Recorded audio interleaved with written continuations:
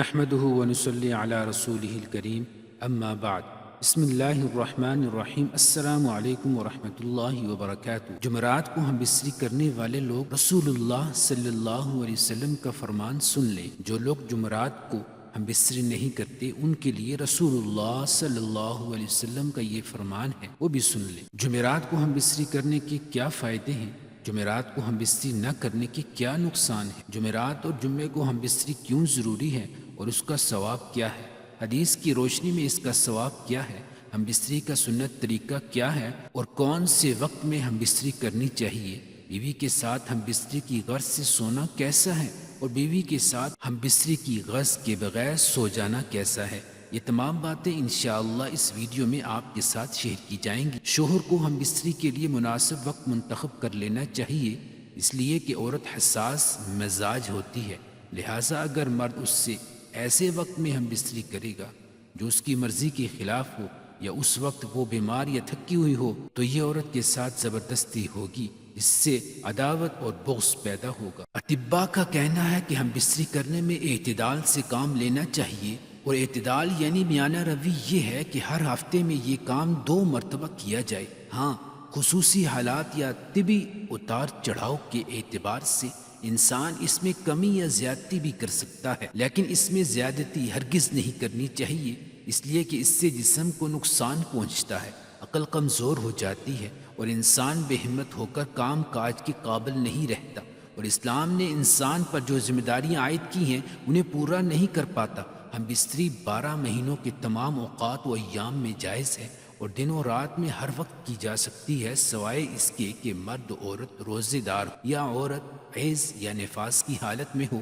ابو داؤد اور نسائی شریف کی حدیث میں آتا ہے کہ جو شخص جمعے کے دن بیوی کو غسل پر مجبور کرے، یعنی بیوی سے ہم بستری کر کے اسے غسل پر مجبور کرے اور خود بھی غسل کرے اور نماز کے لیے جلدی کرے اور اول وقت میں جائے اور سوار نہ ہو، پیدل چل کر جائے اور امام کے قریب بیٹھے اور امام کی بات کو غور سے سنے اور لغو بات نہ کرے،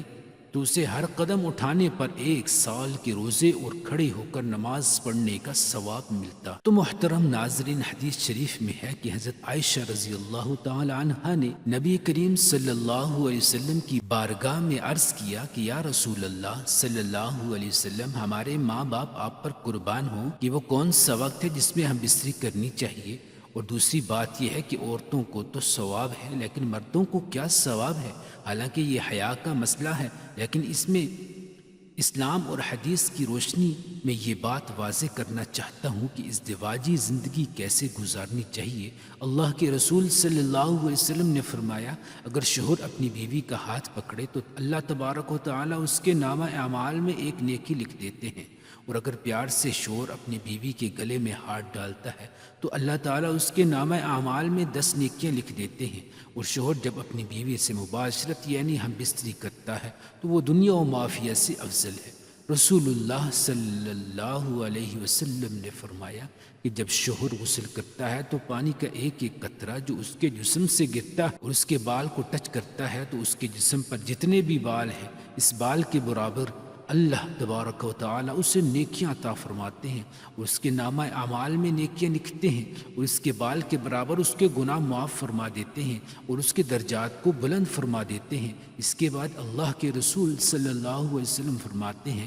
جو شوہر غسل کرتا ہے وہ دنیا و معافیہ سے افضل ہے۔ اس کا مطلب یہ ہے کہ اللہ تبارک و تعالی اسے وہ چیز عطا کرتے ہیں جو دنیا و معافیہ سے بہتر ہے۔ اللہ کے رسول صلی اللہ علیہ وسلم فرماتے ہیں کہ اللہ تبارک و تعالی تمام فرشتوں کو جمع کر کے ان کے درمیان فخر کرتے ہیں کہ دیکھو، یہ اپنی بیوی سے ہم بستری کرنے کے بعد رات کے اس حصے میں میرے خوف سے، میرے ڈر سے، میرا ڈر رکھتے ہوئے غسل کر رہا ہے، اور غسل کرنے کے بعد یہ میری عبادت کرے گا تو اللہ تبارک و تعالی فرشتوں میں فخر کرتے ہیں۔ تو یہ ہم بستری کرنے کی فضیلت ہے۔ شوہر کا اپنی بیوی کو خوش کرنے کا اتنا بڑا ثواب ہے کہ اللہ تبارک و تعالی خود اپنے فرشتوں کے درمیان فخر کرتا ہے کہ میرا بندہ اپنی بیوی کو خوش کرنے کے بعد رات کے اس حصے میں میرے ڈر اور خوف کی وجہ سے غسل کر رہا ہے تاکہ وہ میری عبادت کر سکے۔ اس کے بعد اللہ کے رسول صلی اللہ علیہ وسلم نے فرمایا، اللہ پاک تمام فرشتوں کو گواہ بنا کر کہتے ہیں کہ میں نے اس کے گناہوں کو معاف فرما دیا۔ میں نے اسے بخش دیا۔ جو خاوند ہم بستری کے علاوہ اپنی بیوی کے پاس نہیں سوتے تو وہ سن لیں کہ رسول اللہ صلی اللہ علیہ وسلم نے فرمایا کہ اگر تمہاری بیوی حیض سے ہو یا ہم بستری کی غرض نہ بھی ہو تو اپنی بیوی کے ساتھ سو، رات گزارو، اس لیے کہ جب آپ اپنی بیوی کے ساتھ رات گزارو گے تو اسے ہمت ملے گی اور اسے خوشی حاصل ہوگی۔ جب آپ کی بیوی خوش ہوگی تو اللہ کے رسول صلی اللہ علیہ وسلم فرماتے ہیں کہ ادھر ادھر سونے سے افضل یہ ہے کہ آپ اپنی بیوی کے ساتھ سوئیں، کیونکہ اپنی بیوی کے ساتھ سونا انبیاء علیہم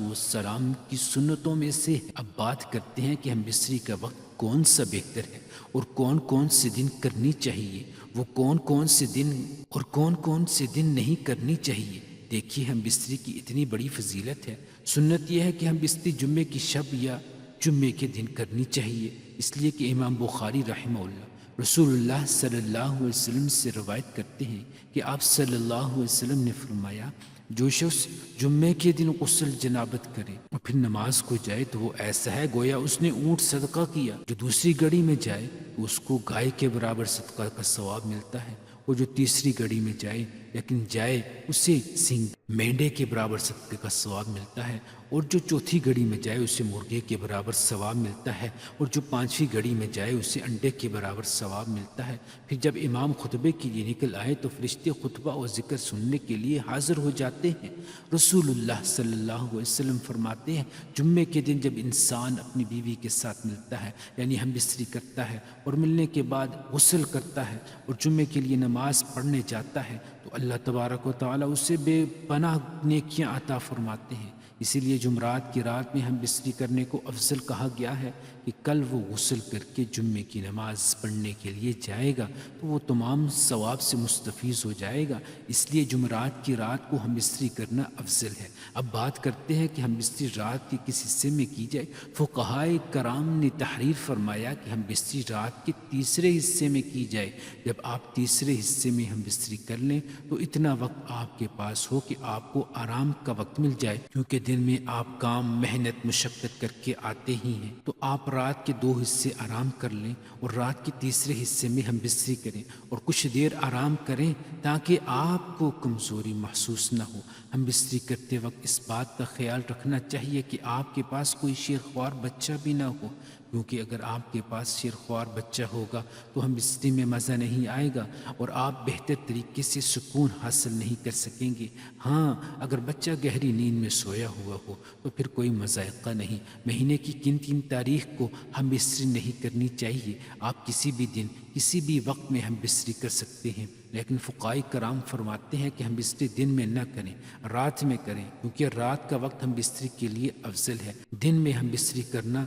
کوئی منع نہیں ہے مگر رات میں زیادہ بہتر ہے۔ فقہائے کرام فرماتے ہیں کہ مہینے کی پہلی تاریخ، 15ویں تاریخ اور آخری تاریخ میں ہم بستری نہیں کرنی چاہیے۔ اس کی وجہ یہ ہے کہ فقہائے کرام فرماتے ہیں کہ ان 3 دنوں یعنی ان 3 تاریخوں میں شیاطین زمین پر زیادہ پھیلے ہوئے ہوتے ہیں۔ اس وجہ سے انسانوں کو چاہیے کہ وہ اپنی بیوی سے ان 3 راتوں میں ہم بستری نہ کریں، اس لیے کہ اگر وہ کریں گے تو ہو سکتا ہے کہ ہم بستری کے درمیان شیطان بھی داخل ہو جائے، لہٰذا شیطان کے زیادہ پھیلنے کی وجہ سے ان 3 دنوں اور 3 راتوں میں ہم بستری نہ کرنا افضل ہے۔ اگر کریں گے تو ناجائز اور حرام نہیں ہے۔ جمعرات کی شب کو ہم بستری کرنے کو مستحب قرار دیا گیا ہے۔ بہت سارے مرد ہم بستری کرنے کے بعد فوراً اٹھ کر چلے جاتے ہیں، تو اس بارے میں فقہائے کرام لکھتے ہیں جو شخص اپنی بیوی کے ساتھ ہم بستری کر کے فوراً الگ ہو جاتا ہے تو اس وقت اس کی بیوی کے ذہن میں تشویش پیدا ہو جاتی ہے، اندیشہ پیدا ہو جاتا ہے، ڈر پیدا ہو جاتا ہے۔ اس کے ذہن میں یہ بات آتی ہے کہ اس کا مطلب نکلا اور یہ مجھ سے الگ ہو گیا، تو یہاں اختلاف شروع ہو جاتے۔ اس لیے فقہائے کرام لکھتے ہیں کہ جب آپ ہم بستری کر کے فارغ ہو جائیں تو اپنی بیوی کے فارغ ہونے تک آپ بستر پر لیٹے رہیں، آپ اسے گلے سے لگائے رہیں تاکہ آپ کی بیوی کو بھی سکون حاصل ہو جائے اور اس کے ذہن میں کسی قسم کا اختلاف نہ ہو۔ آپ اس سے سکون حاصل کریں اور وہ آپ سے سکون حاصل کریں۔ جمعرات کی رات پہ ہم بستری کرنا افضل ہے اور مہینے کی پہلی تاریخ، 15ویں تاریخ اور آخری تاریخ کو ہم بستری نہ کریں تو بہتر ہے، لیکن اگر کوئی ان طریقوں میں ہم بستری کر لے تو یہ ناجائز اور حرام نہیں۔ احتیاطاً شیطان سے بچنے کے لیے ان طریقوں میں ہم بستری کرنے سے منع فرمایا گیا ہے۔